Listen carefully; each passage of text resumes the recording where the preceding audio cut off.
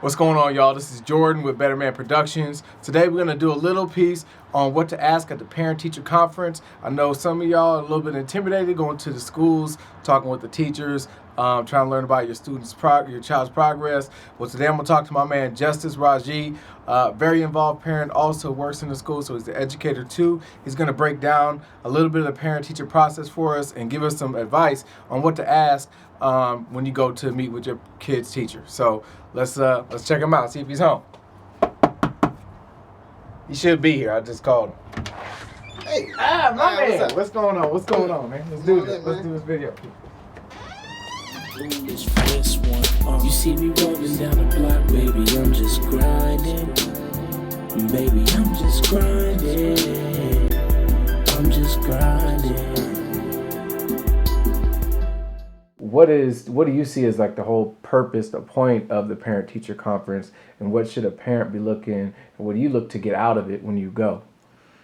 Well, the parent-teacher conference is the best opportunity you have to make an impression on the teacher as to what is important to you as a parent for your child, and to connect some more humanity, more of a background, a backdrop to who this child is in their classroom.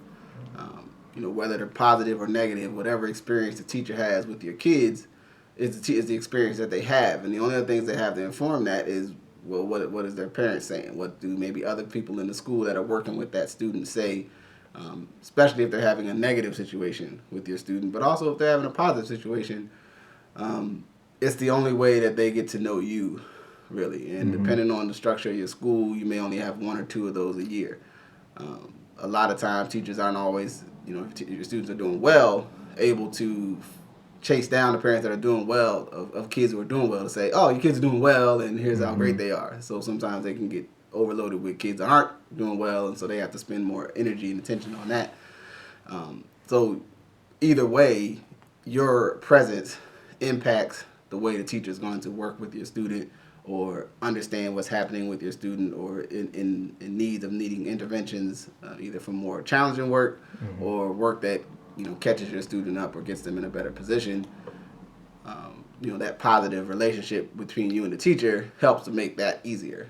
What are your rights to information as a parent about your kid's education experience? Well, to my knowledge, you have the right to know, what is the curriculum. If there's lessons being taught, the teacher, the most effective teachers, you should be able to see the lesson plan. If you're trying to understand what your kids are working on, these are all questions that the teacher should be able to answer for you. One, because everything that's going on in the classroom should be reflective of the content standards for your district or wherever state, what have you. So it's not a secret. It's not some kind of clandestine learning system that you can't know the outcomes before you get there, so the teacher can't tell you. Like, teacher should be able to share with you, like, this is where we're at and this is where we're trying to go, with this lesson over the next 2 weeks. So this is what your kids should know at the end. So all of that stuff is things that the teacher should 100% be able to tell you.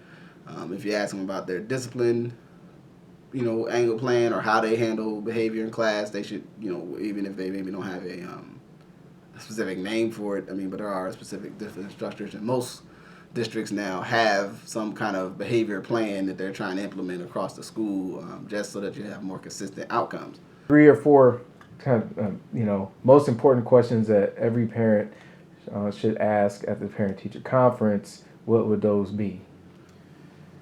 I think the first thing I think you should ask at the first time you're meeting a teacher, is what is that teacher's kind of philosophy? Like, ask them, like, what is your teaching philosophy, or what is your belief about teaching, or the approach? Phrase it in a way that works best for you, because you want, I found that people like to tell you about themselves, and that's an opportunity for the teacher to tell you about just who they are as a person. Because most teachers, if they at their core, they love teaching because they love the experience. They love seeing the kids learn. They actually enjoy that environment. It's not just something that they signed up to do because they were hiring. It's like they enjoy this. And most of them will have some reason or some background purpose that's personal about why they do it and an approach that they try to do it from. So for me, that's kind of a humanizing opportunity for them to see, like for you to see something about them that like they're a real person and they have feelings, they have aspirations and beliefs and joy in the world and what have you. And then also, though, that gives you something to understand where they're coming from when they're working with your student. I think you need to ask, and this especially with younger kids, and as you're growing up, if they're starting out, is how much homework should I expect?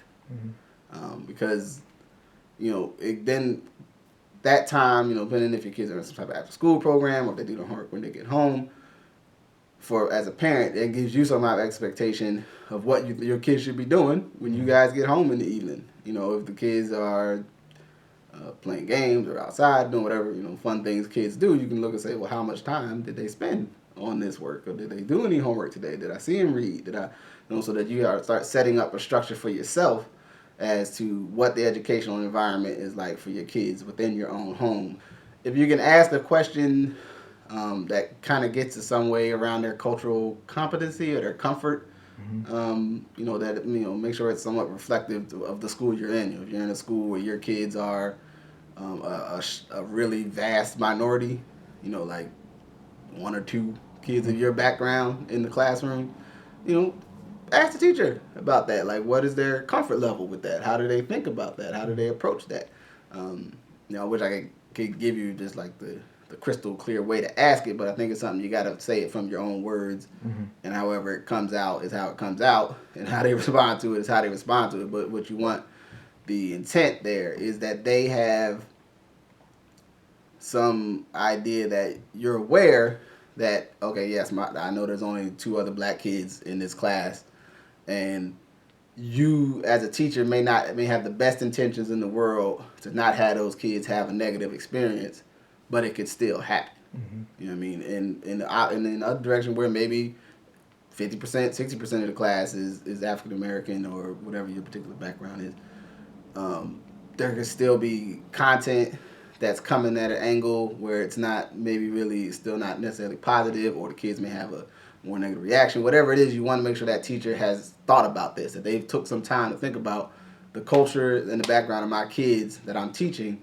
affects the way I should teach them. It should become a part of how I design activities, how I design programming, what stuff we watch. Like, it should be a presence. And by asking that question, you let the teacher know that you're looking at it, and if that teacher hasn't thought about this, they're probably going to give you an answer that's less than sparkling, or, it may be something they'll say, I need to go to the drawing board and work on that, because no one's really asked me about that before, and so now it's on my radar. Also, again, you have to bear in mind the potential cultural myths that teacher might have. And if they're, the fathers, if you're African American, fathers aren't present. So mom's the only one that ever shows up. I never taught the dad's never around. Whether or not, we're not going to just say that teacher thinks about us in that way, but it's on the radar. It's like, yeah, and the pop never comes. Dad never comes. Dad never shows up. Dad never calls. Dad never sends an email. Student rarely ever talks about that. Maybe they do. I don't know. Whatever it is, it's going to affect the way that teacher thinks about you, and how you fit into that student's life. Also, like I said, if whether together or separate, parents need to be on the same page in terms of what's happening with the kids. So if you and your partner, if the parents aren't together, and it's not a healthy situation for you both to be in the conference at the same time, in my experience, most teachers one, as a parent, you have the right to still go to the school, to have meetings with the teachers in question, the principal, whomever. For the best outcome, best results, I would suggest that you and the mother, or the mother and the father, find a way to be able to positively communicate around the education piece, because you don't want a situation where the school becomes this third party to a disagreement between you two. But, you know, most teachers will understand that the kid's the most important thing here. And so if I got to meet with dad separate, got to meet with mom separate, that's cool. Yeah. Good looking. All right, man. Hey, thanks a lot, man. Oh, you're welcome. Appreciate it. I'll get at you, all right? All right, be safe. Peace. Peace. All right, that was my man, Justice Rajee. He broke it down for us. Really thankful for him. And I also want to remind you that if your child is in first grade, kindergarten, all the way through high school, and you should be able to ask the teacher also the reading level of your child, even for high school. So as you know, probably that most African American children, especially males, are reading below grade level. So you want to make sure to ask that and check on the progress quarterly. Every teacher should be able to have a quarterly report on your child's progress in terms of reading, and the same thing goes for math. That's just some last words of advice. Thanks. This is Jordan Thierry again with Betterman Productions. Till next time, peace.